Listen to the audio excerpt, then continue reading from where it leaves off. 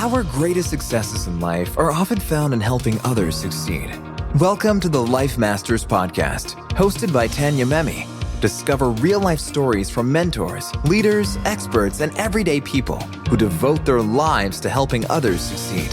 Every episode takes you on a unique journey, an emotional experience, and tells a story never to be forgotten. Tune in to Life Masters with Tanya Memme and start fast-tracking your journey to success today.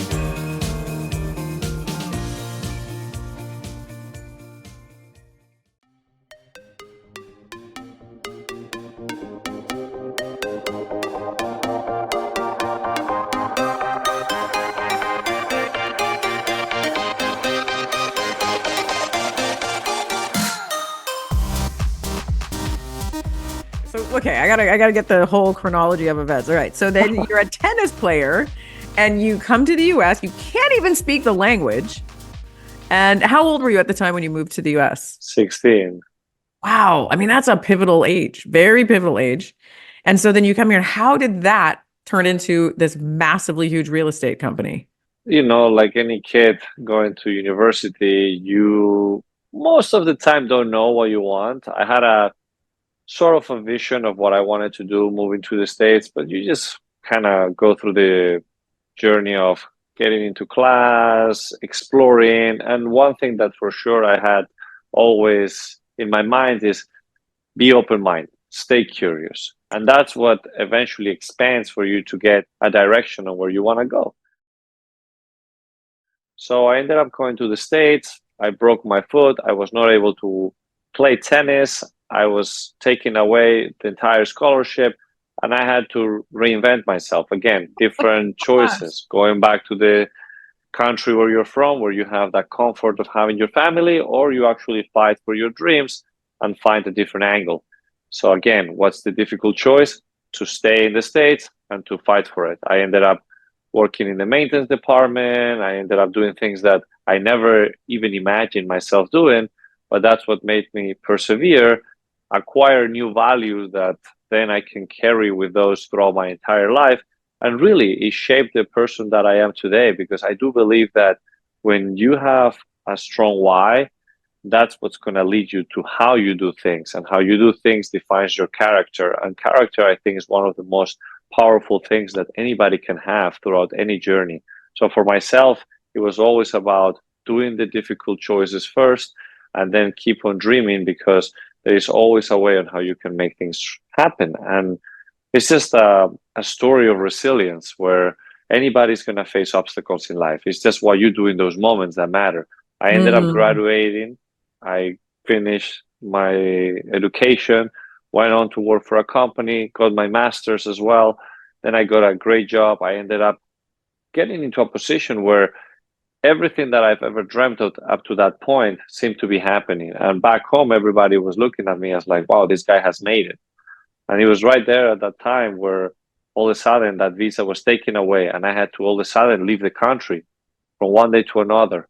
And it's in those moments where you have to, again, redefine yourself. And as you mature in life and as you keep on trying new things, then you realize that there is some things that you're more passionate about than others, some things that fulfill you more than others. So it was in that moment where it's about redefining your will of life. Like, where are you putting the most attention and effort into? I was just putting so much work into my career that I forgot about all the other areas of my life. So sometimes you need to ask yourself, what is it exactly that I want to do in life? And slowly start putting all those dots together. And that's one of the things that a lot of people are afraid of doing, because you might live a comfortable life, and stepping out of that comfort zone, it's a little bit scary sometimes. But look, the rewards are on the other side of fear.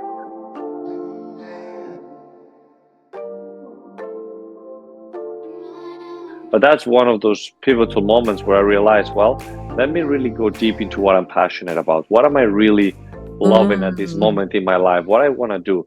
And it was just a matter of combining those elements. I love traveling. I love luxury homes. I love connecting with people. I love experiences. So how can I put all this together? I started a business with my mother in Dominican Republic for renting luxury villas. And then I started to slowly expand that throughout the Caribbean, then internationally. And then it kind of became this big business where we were just providing the most amazing villas with the most incredible experiences. And throughout the journey, you ended up adjusting and betting on things that nobody was doing before, such as influencer marketing back in the day, and some other elements that became to be very successful at the time. And that's how eventually I came back to the States with an investor visa with the American Dream 2.0. Sometimes when you think the world's falling apart in front of you, like your life is falling apart, you're actually being redirected. I agree. Right? So you went true. with the flow. You went with the flow. And now because your visa didn't work out and all that happened, you were given the opportunity with your mom to start this company. And that's really how it all started. And then you brought it here. Yes, that's true. And look, I think that there's moments in life where you gotta wake up and realize that what you're doing is not giving you any sort of fulfillment. And in those moments, you gotta listen to your intuition and go forward with whatever you feel is right. And the truth is that if you try something that you're passionate about, even if it goes down, you're gonna go down doing something you love. And it's not just a matter of doing something you love and that's it. It's a matter of doing something that you love, but also trying to bet on a different way of doing things. And for me, it was about combining the elements and always trying to reinvent myself, because a lot of people don't take risk. And the biggest and best risk that you can take on is upon yourself. And I was betting on myself more than the business or anything else.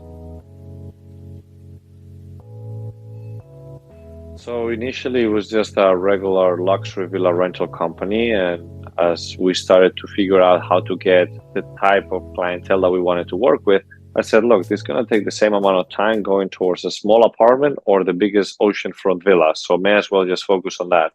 So went on straight to that direction. And then once we were acquiring those properties for our portfolio, we had to see how we can actually rent them out, because I didn't know at the time anybody that had the financial status to actually afford those properties. So even though you do some sort of marketing campaigns or putting it on Airbnb, which was starting in the DR or some other other platforms, I think that it's more about OPS, other people's stages. Where can I position myself that they have already built that audience that I'm looking for? So it was more about strategic partnerships initially. So who are the big companies that these big celebrities already hired to find their next villa? And because they did not have any properties in the DR in their portfolio, we started to offer that, to include that in their portfolio. That's how we started to get those clienteles coming into our villas. Then we provided the experiences, got to know really the high-end luxury world through those experiences that we were providing. And as things kept on expanding, I decided to bet on growing the business and become that bigger company by partnering up with local partners in other jet set locations. Because the truth is that at the end of the day, these type of individuals that were coming to the villas, they were then going to other similar destinations. They were all going to south of France, Ibiza, Mykonos. Like, it was just always the same sort of jet set destinations. But they were no longer working with us because they were working with a bigger company. So betting on that was an interesting approach. But then at the end of the day, now that you have those local partners, you gotta be the one actually providing clients and leads to these people. Otherwise, what's the point of just having a big portfolio? And that's when we started to reinvent the wheel by approaching the people that were followed by, these celebrities were following a certain amount of people. So we were reaching out to all these people, which now we call them influencers. Before, it was just public figures, to stay at the villas that we had in our portfolio during the downturn, because they're probably rented like 65, 70% of the time. So during that 30%, we were inviting people to stay there in exchange of some content and some shout-outs. And that's how it started, right? Who's going to say no to staying 5 days at a 10,000 a night villa? Yeah. And then we started to use that as leverage. We started to use their influence, their exposure towards bringing other brands that wanted to do product placement or experiences, whether it's the private jet, the yacht, the chef. And it's kind of how we started to build this network. And it became very powerful, great exposure. We started to celebritize properties. And as COVID happened, everything kind of shifted a little bit from that business model of renting, and instead moved the business to Miami, focused on the real estate, so the sales but the same approach. And ever since then, we've been now expanding again internationally with the same model of celebritizing homes. And it's just one of those things that it has worked. We partner up with developers, with brokers, with interior designers, architects, and we just do incredible activations in these properties to market and sell them. So that's kind of like the way that we've been taking on.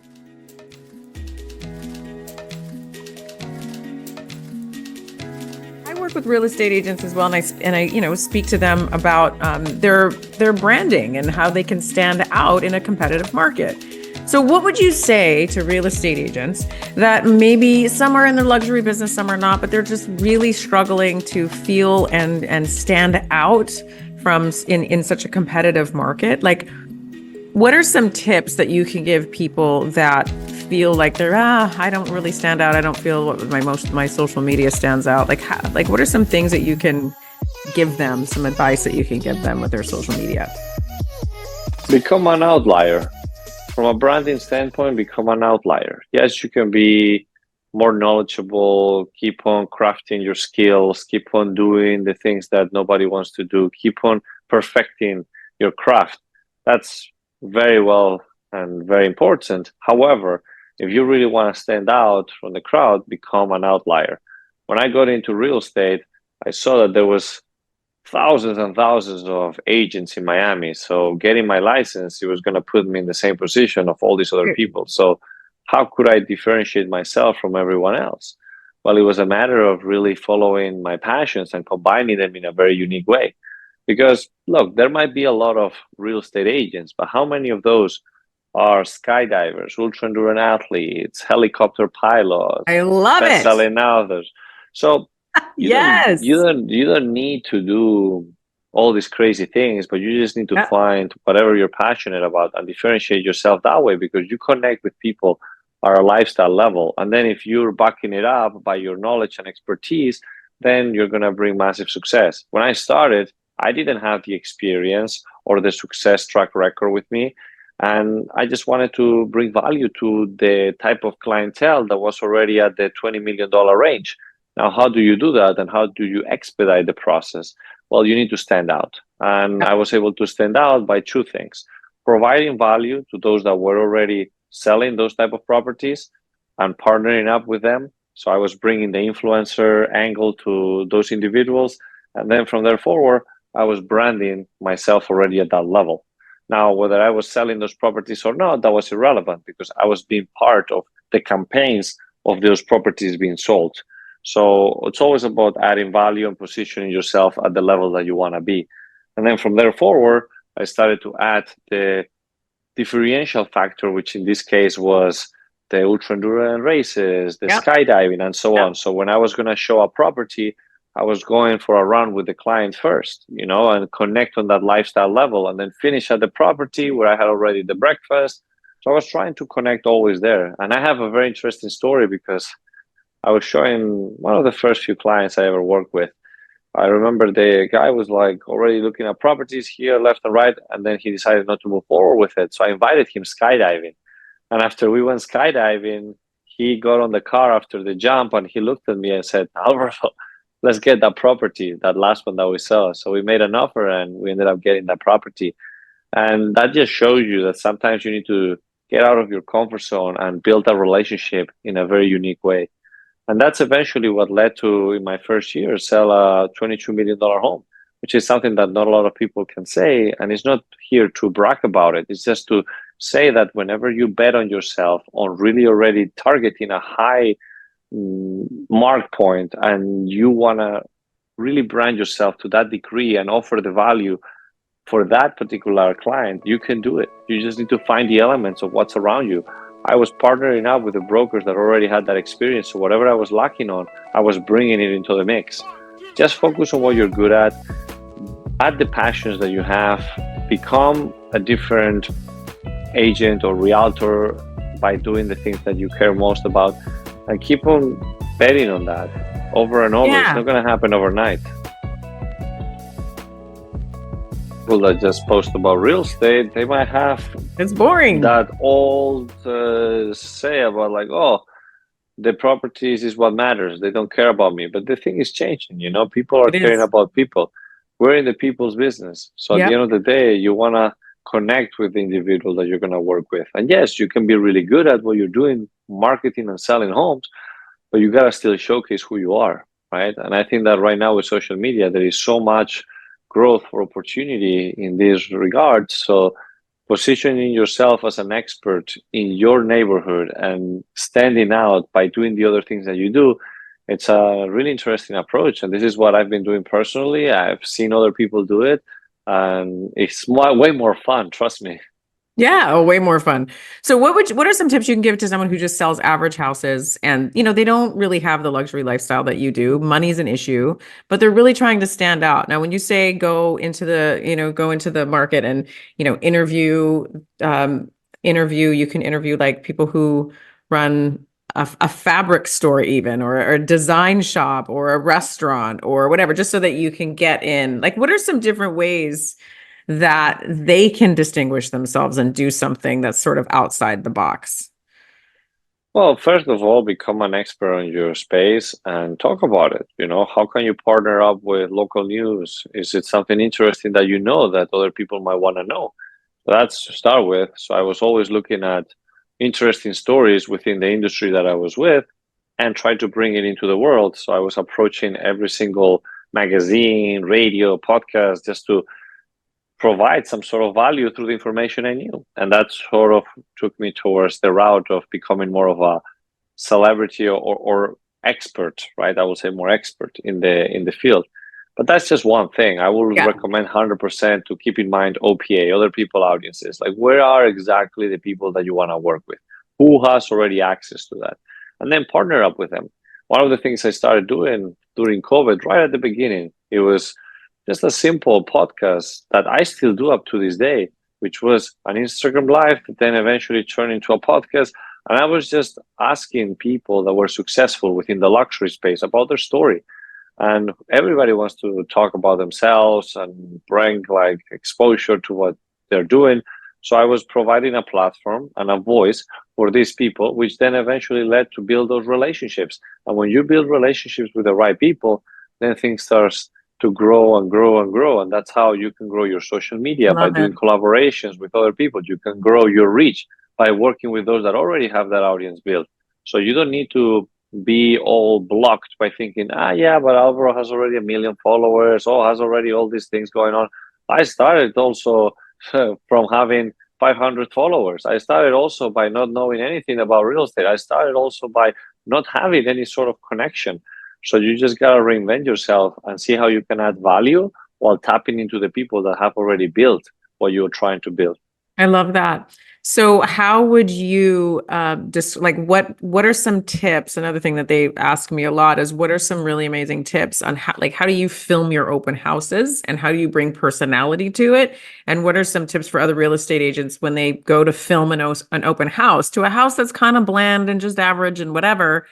What are some great tips that you can give them when they film the open house for their to sell? First of all, try to build a community around it, right? Use leverage as a tool for you to improve and grow. Like, what do you have leverage on? Is it the house itself?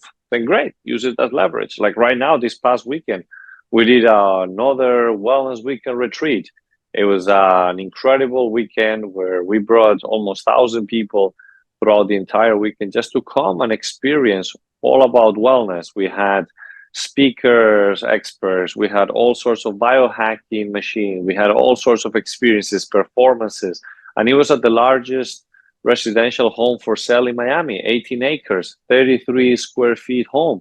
And the beauty of it is that you could go to the house and do a video, or take advantage and leverage that property and activate it in the way that we're doing. So we invited influencers, celebrities, high net worth individuals, all sorts of wellness experts. So tap into the community that you want to grow, because they're going to be looking up to you as somebody that is becoming a leader by creating something more special than just showing a house.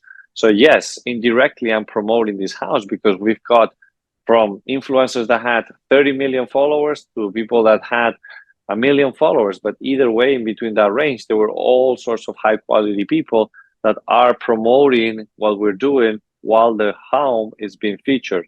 So it was one of those beautiful experiences where, look, I even got to fly the helicopter into the house, which was very unique and very, in my opinion, very badass. But again, if you can dream it and you can execute it, it will happen. So start on with what you got, reinvent yourself, invite your friends, invite your family, invite the neighbors, invite your community to your open houses, and do something fun with it, something fun that you're passionate about. Do you like wine? Then set up a wine tasting experience. Nice. Okay. Do you like to eat and cook? Then set up a sort of a gathering for cooking and eating. Do you like a mastermind? Then set up a mastermind in the house. Whatever the case is, always be creative, but lean into what you're passionate about, because it's going to be much easier to execute on something you're passionate about. Yeah, so much. That's it. I love wellness. Why? Because I'm an ultra endurance athlete. I'm always trying to push myself. I'm trying to grow. I work with influencers. That's the type of community I'm in. So it's just one of those things that you start combining all the things that you're passionate about, and then eventually you become a leader in that space. And right now, everybody's talking about this weekend like if it was the best experience they've ever had. And it was amazing. Okay, so you're going to invite me to the next one, right?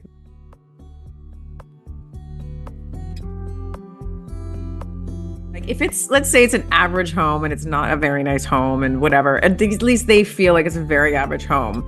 You can also showcase the area, right? So it's always thinking outside the box, and partner with restaurant owners, with designers, with this and that, interview them. And then when you interview them, you bring them into your social media, they bring you into their social media.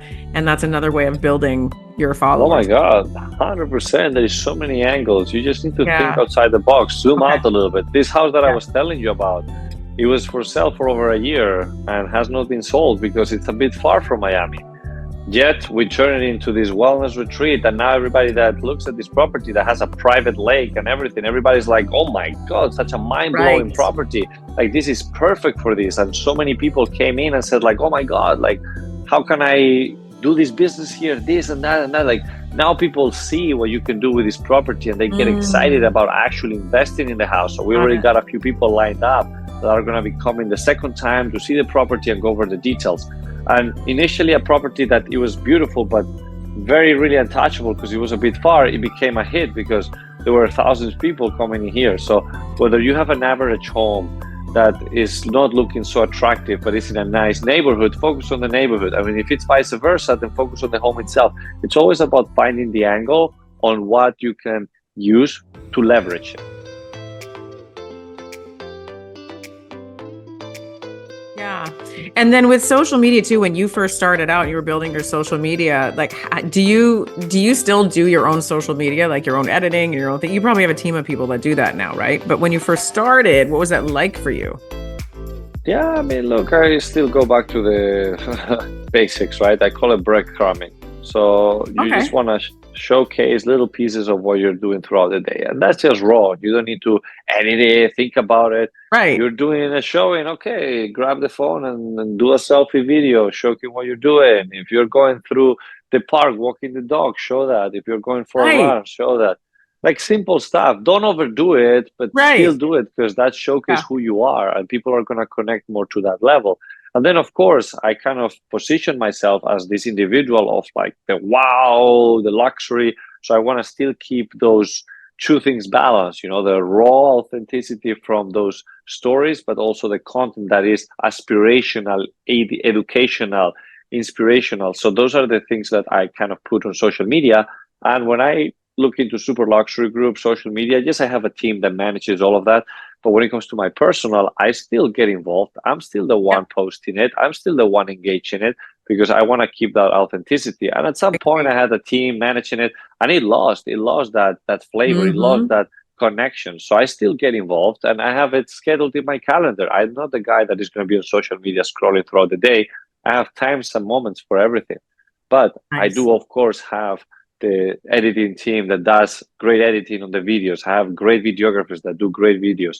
but I still go, and sometimes, hey, I shoot from my Gotta do phone and your do own. some things that are like simple. So start with what you got and slowly start leveling up.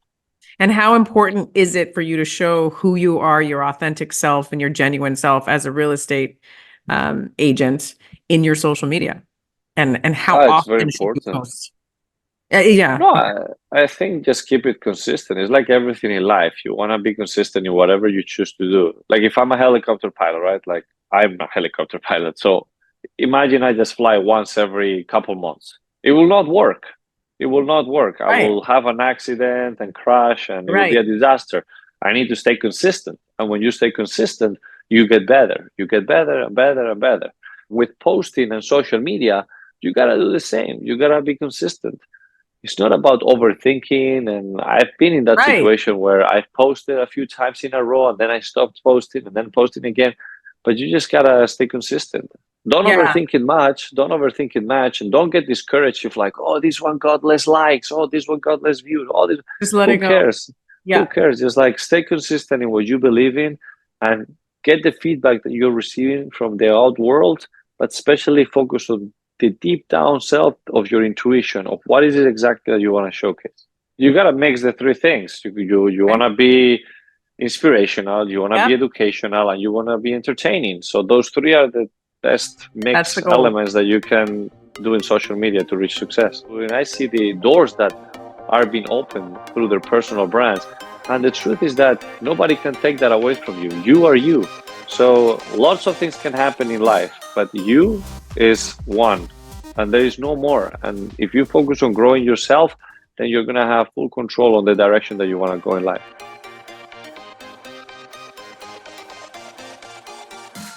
What do you say to clients that hire you to coach them through certain times like this? What are some tips that you can give some real estate agents that are really struggling right now?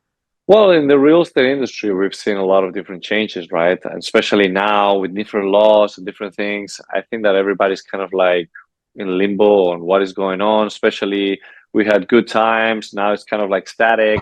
Yeah. And everybody that is in the real estate industry, they're trying to see what the next thing will be now with artificial Right. intelligence and this and that. So there's always going to be a thing that is going to disrupt real estate that you got to adjust on. And eventually, when COVID was happening, it was, oh, how can I do all these virtual tours and the Zooms and the this?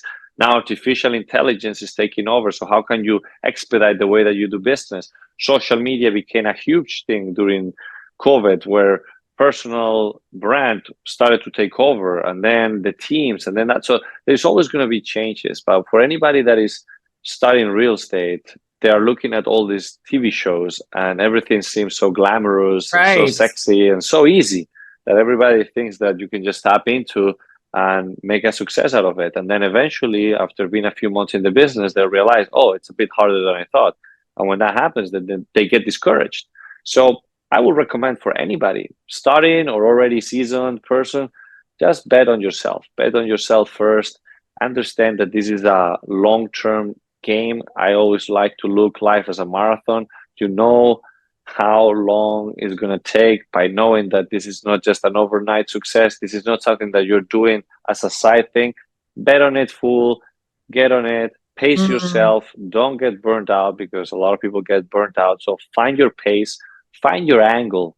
You're going to have fun with it. Be creative. I think that a lot of people are afraid of taking chances. Just be creative with it. You know, don't be afraid of doing something a little bit different, a little bit out of the box. And you're going to really find yourself a unique niche that you're going to be successful at it.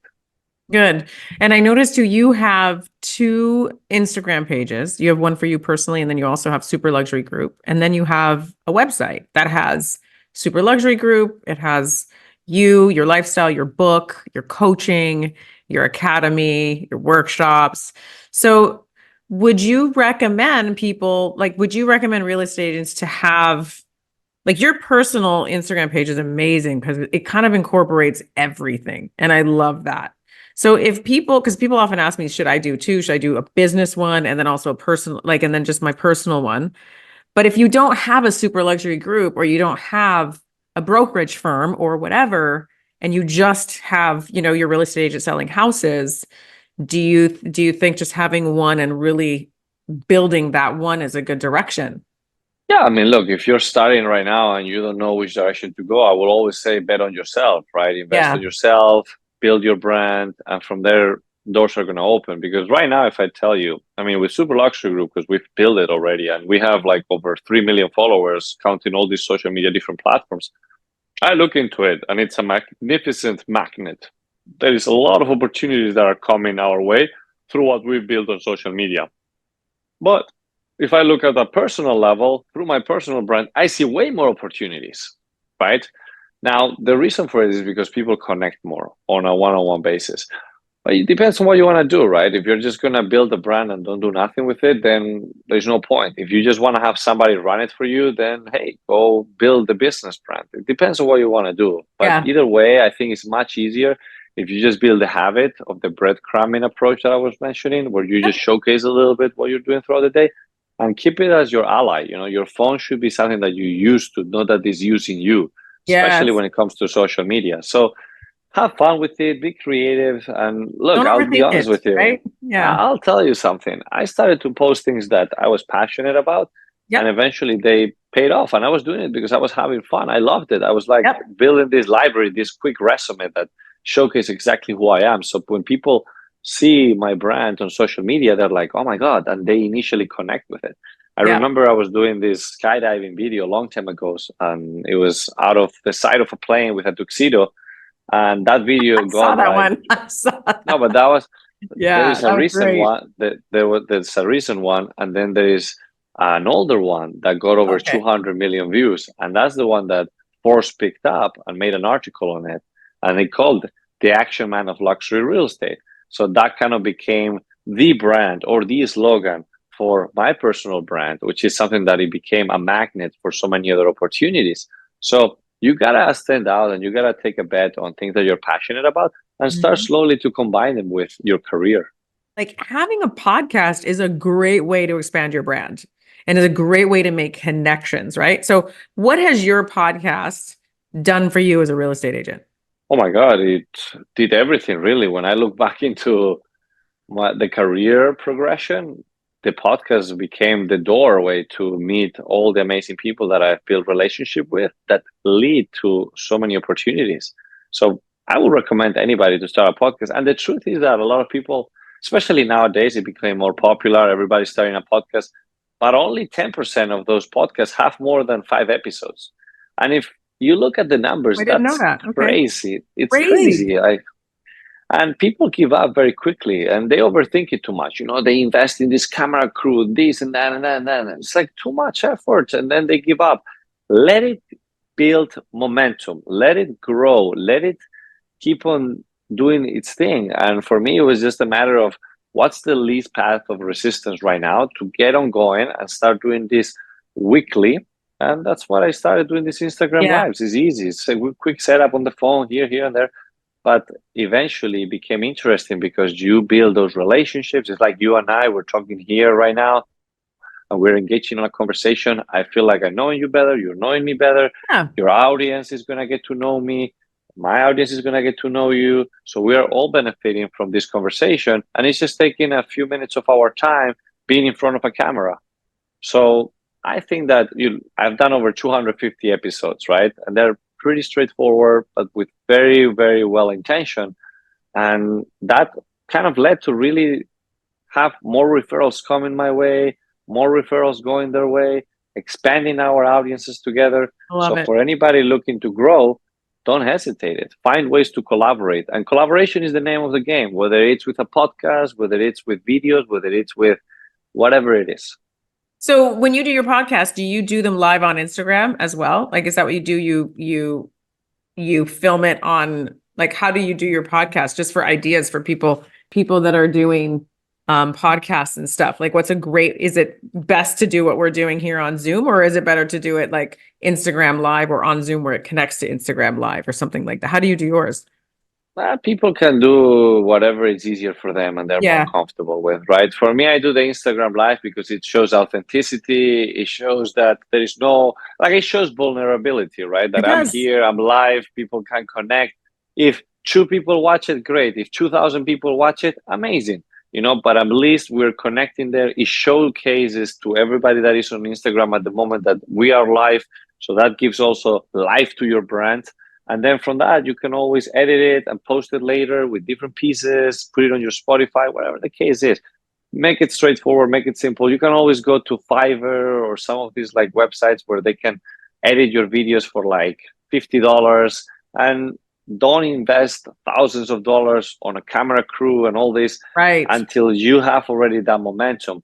Again, I'm starting now a different podcast called Level Up, and I'm doing it with a partner, and we're doing it like all full motion. It's more of a adventure TV show where we're showcasing the experience and then the interview. And that is a huge investment that we're doing on, but we already have the flow. We already have the guests lined up. So I think that for anybody out there trying to get started, just find a way. Like you're doing it right now via Zoom, like whatever it works. Yeah, I mean, I have a studio too, but I do via Zoom when I want people like you that aren't living in Los Angeles. You just do it this way. You do whatever works. You make it easy. Exactly. And same thing here, right? When I'm meeting somebody in person, I'd rather do it at, let's say, if it's a professional real estate guy, I meet at their property that they have for sale, and we do it there. Or if it's somebody that it has an incredible yacht, we do it there. But it's whatever makes it happen. So you can literally do your podcast, you guys, from your phone live on Instagram. Like you really simplified it for us. Like that's what it could be. And you just do it. Look, people don't watch. And this is the truth, by the way. People are not going to watch the whole thing. They're going to either listen to it while they're cooking or driving. Yeah. So the audio is the same thing in here, right? Maybe a little bit more nice when you have the perfect microphones and the perfect studio, but the audio is still there, and it's like having a conversation. Now, out of what we're doing, you can always edit it and create a short reel for 30 seconds with the high keys of something important that is relevant to the topic. So again, yes, you can make it way more professional and way nicer, and if that's something that you're gonna 100% keep on doing because you already have a system and that's what you do, then great, go for it. I mean, that's gonna showcase way more value. But if you're just the type of person that is starting and don't have too many resources, just do simple stuff that keeps you built in and gets momentum. And then how important is it to, what has your book done for you as a real estate agent? Your book Level Up, which I know is absolutely incredible. What has that done for you for your branding as a real estate agent? Because that didn't come right away. That came later.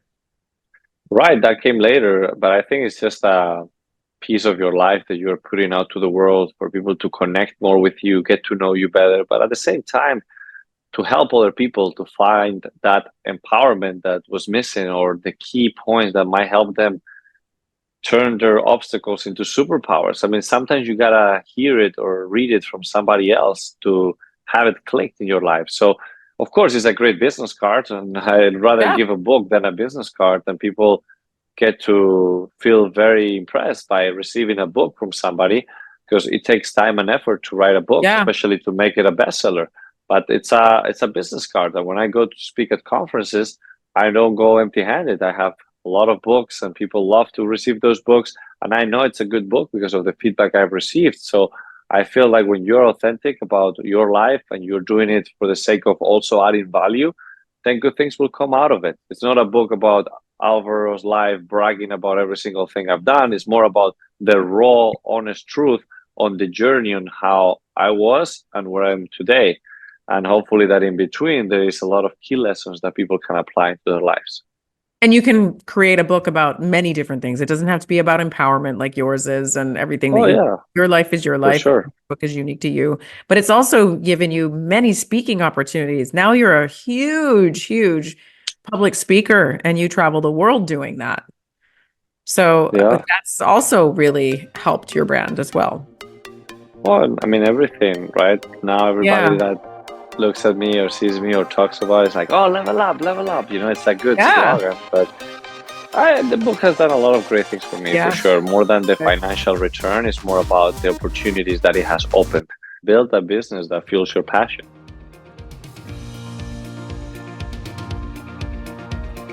You have just listened to another inspiring episode of Life Masters with Tanya Memme. To access the show notes for this episode or to listen to more shows, simply visit www.tanyamemme.com. Master your own life and be inspired to help others to succeed. Join us again next time here on Life Masters.